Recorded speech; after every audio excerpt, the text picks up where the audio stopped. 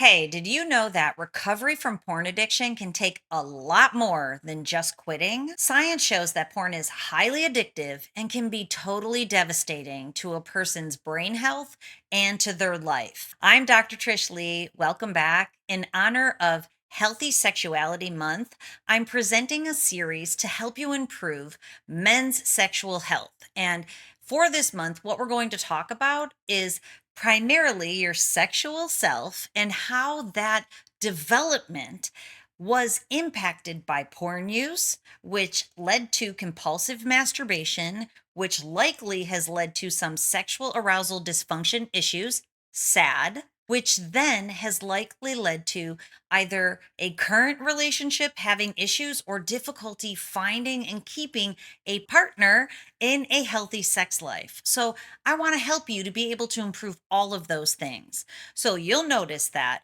what I've just talked about is, first of all, underneath is brain dysregulation. We know at the core of a porn addiction is neurological dysregulation. So what that means is when you found porn, it disrupted the way that your brain was developing. So the way that a brain typically develops over early lifespan is that between the ages of birth and 28, your brain is basically growing and developing physically, but it's also improving its function so that babies sleep all the time. And then little kids, they still nap all the time and they're highly creative and imaginative, but they don't exactly have the executive function and thinking skills yet. But then as you move into older childhood and adolescence, you develop those calm, focused thinking skills. And if you develop in a healthy way, you develop healthy emotional regulation, healthy self regulation, healthy mental and physical capabilities, skills, and abilities. So that continues to occur all the way until the age of 28, which tragically is when neurodegeneration begins. But you get the point. Between 0 and 28, your brain is developing and it is helping you to be able to think well, to focus, to be able to feel calm, to be able to sleep well, and then ultimately to be able to regulate your emotions, especially in times of stress, and to be able to then self regulate your behaviors, which allows you to be able to read the room and to be able to become more aware socially. And ultimately, to be able to manage your social relationships in a really healthy, awesome, amazing way that leads to a beautiful, full life. So, when porn enters into that picture, what happens is it becomes what's called a maladaptive behavior. So now, instead of being outside playing ball or riding your bike, when stress enters in, you learn to turn to the screen for the high stimulus, supernormal stimulus of porn to make your brain feel good to offset stress. So it becomes maladaptive, meaning it's a behavior and it's a habit that you do to feel good, especially in times where it's difficult for you to regulate your emotions, times you would feel bad. That can include boredom, but I would contend that boredom these days is actually just lack of overstimulation from the screen or from porn. So, what happens is it becomes your one tool to regulate your emotions. But when you found it, it disrupted that healthy development of how your brain should develop from 0 to 28. Now, what happens is your brain gets stuck in a more immature, underdeveloped mode, which actually we know from science means that you're using more slow processing and ultimately more fast processing, which makes it so that you become more impulsive and you have more compulsive behaviors like porn and masturbation, and it can impair your judgment. So basically, when you found it, it felt good, but it damaged your brain and then it led you to go back to the habit to feel good. So now we fast forward years or decades later, and you're still using this tool that you found when you were young. You're using it for mood regulation. Now, I know you think it's probably because it's associated with high libido, you're highly sexual. Well, what we know from the science is it's not libido, it's hypersexuality. Hypersexuality comes from something that's called compulsive sexual behavior disorder.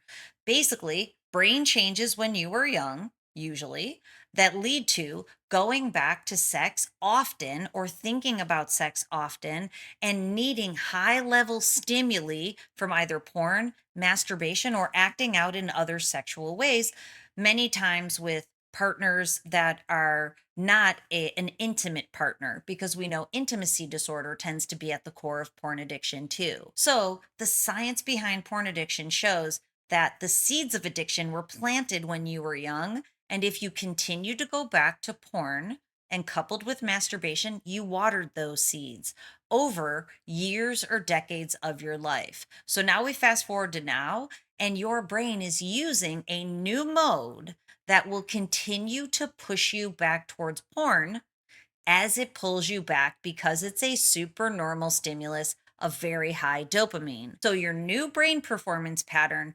requires a lot of dopamine to feel okay, ultimately to not feel bad, and porn gives it that. So that maladaptive behavior created what's called neo-homeostasis. Homeostasis is your baseline brain performance.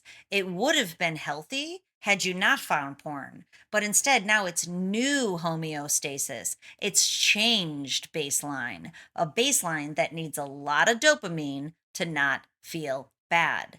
This is what makes porn highly addictive. It's also the mechanism within your brain, the neural mechanism that makes it so it's so difficult to leave porn behind. Your brain needs a lot of dopamine, and really, there's nothing else that can give your brain so much dopamine besides porn and masturbation. So let's segue to number two. We've talked about porn and the neural mechanisms that keep driving you back for more. Let's talk about your sexual self because we want to discuss sexual health. I didn't even mean to rhyme. So the idea is your sexual self is now, over years and decades, you've linked your brain for mood regulation to not feel bad to sexuality, and it's sexuality with yourself when it's porn and masturbation. So your brain gets linked to that. So you actually prefer to either consume pornography and masturbate, or if you're trying to leave porn behind, what it leads to is masturbating with euphoric recall, the fantasy of the porn that you've watched in the past. So, this is how fantasy and masturbation can enter in during the stages of porn addiction recovery. So now you're trying to stay away from porn, but now you're fantasizing and masturbating. This is why masturbation usually cannot be part of a porn addiction recovery plan. So now you're linked to porn and masturbation, or masturbation and fantasy. And what we know from science is what that leads to is dissatisfaction in your sex life with your partner. And actually, it can lead to you being less physically satisfied with your partner. You look at your partner and she may be drop dead gorgeous, but instead you're seeing flaws. You're seeing someone that doesn't compete to the performers who were doing very high dopamine sexual activities. Now, your partner, hopefully closer to an emotionally healthy partner, doesn't compete to the supernormal stimulus of the porn performers. So we know science shows that porn addiction leads to masturbation, which then can lead to relationship dissatisfaction, and it can lead to less satisfaction with your partner. Clearly, this creates a divide and a disconnection. Now, I also want to tell you, partners aren't dumb. They know something's up. Most partners are people pleasers. And if you're a partner and you're watching this comes with no judgment. It is terrifying to have to go against the person you consider to be your partner. And most women are not trained to do that. They're trained to see them and their partner as PICs, partner in crime. You're together, you're traveling life together, but then you find out that your partner has this sexual self that they haven't let you in on. You don't know about this sexual self in your partner that maybe you've been married to for 20 years. So this can be very off-putting and it creates betrayal trauma. So that's not with judgment, but what happens to the partner is their brain becomes dysregulated and it becomes difficult for them to communicate with their partner. They're upset, but they hold it in because they don't want to, seemingly destroy their marriage and their family and their life. So it becomes very difficult for partners to bring this up. But your sexual self then is creating a disconnection from your partner, and you might be blaming your partner for it. Now, another thing that happens is the biological aspect. So, if you continue to consume porn, unfortunately, there's no such thing as a horizontal spiral. And in scientific terms, it's called a habit loop or a feedback loop. And what it means is you're either in a downward spiral or an upward spiral. So if you continue to consume porn and masturbate, usually due to tolerance building and what's called habituation, your brain will need to continue to find more intense porn scenes, or you might need more frequency, more consistency, and you might cross moral boundaries. You need to do something different to be able to get more dopamine because you've built tolerance to what you've been consuming. So at that point, what happens is you're getting even more dopamine and it can lead to sexual arousal dysfunction, SAD, which includes erectile dysfunction and delayed ejaculation most times. If you're really going after the porn kind of hardcore and frequently and consistently, that might lead to premature ejaculation. It's either a lowered baseline. So if it's a lowered arousal baseline, it's very quick for you to orgasm or to feel aroused. If it's a raised baseline of arousal, you need a lot of stimulation to become aroused. So ultimately, what happens in the brain is that these neural mechanisms that have changed to neo homeostasis change your baseline for arousal. What they tend to do is raise the baseline. So now you need a lot of stimulation. That's the tolerance building and habituation that keeps you looking for more and more intense pornography or more intense masturbation or acting out with other human beings. That is an escalation behavior. And ultimately, it will lead to sexual arousal dysfunction, which then contributes again to the divide that's growing in your relationship. Or if you're looking for a partner, it makes it very difficult to find a partner because if you suffer with ED, the performance anxiety can be crippling. I don't need to tell you that. I work with thousands of people who have tried everything. They've tried the little blue pills, they've tried injections, they've tried herbs and medications, and it doesn't work. And you know why those things don't work? Because it's impaired baseline arousal in the brain. So when people tell me their stories, I say, my friend, you're focused on the wrong area. You haven't gone to that baseline arousal in your brain. Essentially, baseline arousal is changed and impaired due to desensitization in the reward center in the midbrain. We know that the dopamine receptors become desensitized, and I liken it to doing donuts in the brain. If you've ever taken your car out and done donuts and spun around, you basically wear down that tread and tires don't grow back. But thankfully, using neuroplasticity, the positive feedback loop, the upward spiral, you can heal those dopamine receptors. You can resensitize the reward center. You can resensitize the reward pathways that lead up to the prefrontal cortex so you can think better again. You can feel better again. You can perform better again. This is the important aspect of rewiring your brain. So, let me get back to for a second. We're talking about your sexual self and the fact that you've linked your brain to yourself, pornography, and masturbation and fantasy. You've unlinked your brain to your partner, or you've unlinked your brain from finding a partner. So, what this does is it creates a lot of anxiety and depression. It can create anhedonia at the brain level. It creates neurological dysregulation that also contributes to these mental health issues. It creates anger and irritability when you haven't gotten your dopamine fix. These are all of the scientific findings that come along with porn addiction. It's neuro, bio, psychosocial in nature, and so is the solution. So, I want you to know if you struggle with all of this, there is a way, but it's more complex than just saying, I'm going to quit.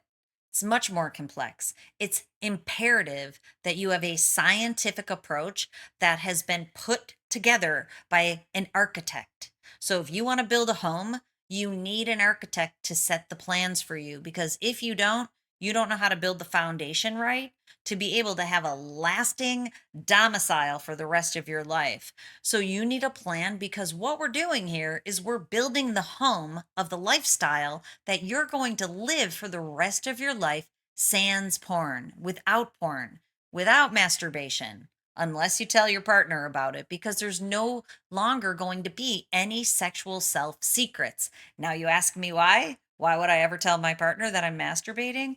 Because when it's out in the open, it's no longer a secret sexual self.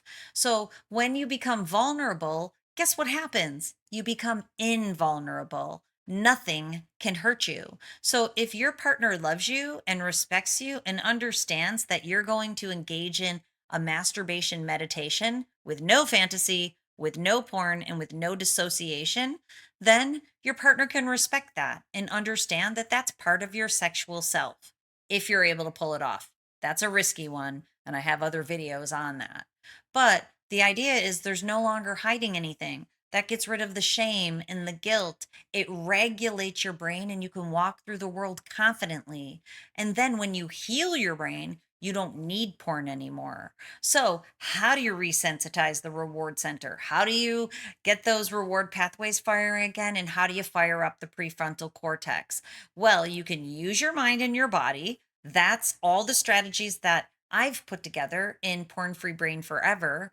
But at the same time, I encourage people to try brain training, neurofeedback. Neurofeedback is a neuromodulation technique. And what it does is it unwires and rewires your brain without you having to think about it or try at all. So I do like to synergize brain, mind, and body so that you can heal quickly, because people always want to know, how long does it take to heal from a porn addiction? It's not a matter of time. It's a matter of what you're doing in that time. So it can take months or years, but the more tools and techniques you use, and especially if you use advanced neuroscience technology that's now affordable, that you can use at home, you can rewire your brain back to that healthy, developed level you may have never experienced. You might be experiencing in the future brain performance you've never ever taken out for a spin because your brain had stunted development. How awesome is that? And neurofeedback plays a really important role in that. It can rewire your brain back to healthy levels as quickly as possible. So, if you're looking for a solution, please go over to drtrishleigh.com. But what I want you to know is all the brain science behind porn addiction shows it's highly addictive and it impacts these four aspects of your life. But using neuroplasticity and especially using advanced neuroscience and technology, you can heal your brain and create an upward spiral and change that neo homeostasis back to healthy homeostasis, which is healthy baseline arousal. Healthy baseline arousal means you feel calm and focused and amazing all the time. And then when it's time for sexual arousal, you can get there quickly with a partner and in a really healthy way. It also means you won't be in a hypersexual mode looking for sex all the time because your brain won't need it. It will be using the healthy brain pattern. Okay, so I hope this helps you out. I hope you understand that there's science behind this that shows if you are addicted to porn, it is not your fault, my friend. Porn is highly addictive and it ends up pushing you in while it pulls you in. But even though it's not your fault, it indeed is your responsibility to heal your brain right now so that you can live the life you've always wanted to and that you deserve. Okay, I hope this helps you out.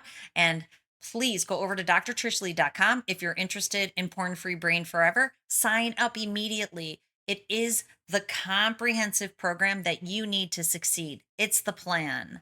I'm the architect. I put it together. It's all based on science. It will move you through unwire, rewire, and hardwire. If you're interested in a brain map with me, for the month of September, we're running a special. So go over to Dr. Trish Leigh and check it out. What happens is you can measure how your brain is performing and see the dysfunction with your own eyes in a QEEG brain map. And we get to spend an hour together so I can help you craft a plan for yourself, specifically and individually, just for you. And we get to spend time together. So please go over to drtrishleigh.com. And as always, control your brain or it'll control you.